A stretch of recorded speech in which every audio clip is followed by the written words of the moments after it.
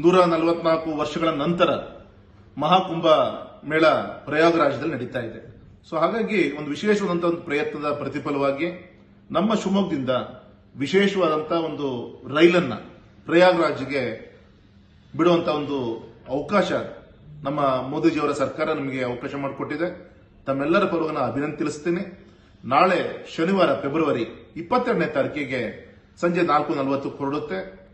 ಅದೇ ರೀತಿ ಸೋಮವಾರ ಬೆಳಗ್ಗೆ 11 ಗಂಟೆಗೆ ಪ್ರಯಾಗರಾಜ್ ಮುಟ್ಟುತ್ತೆ.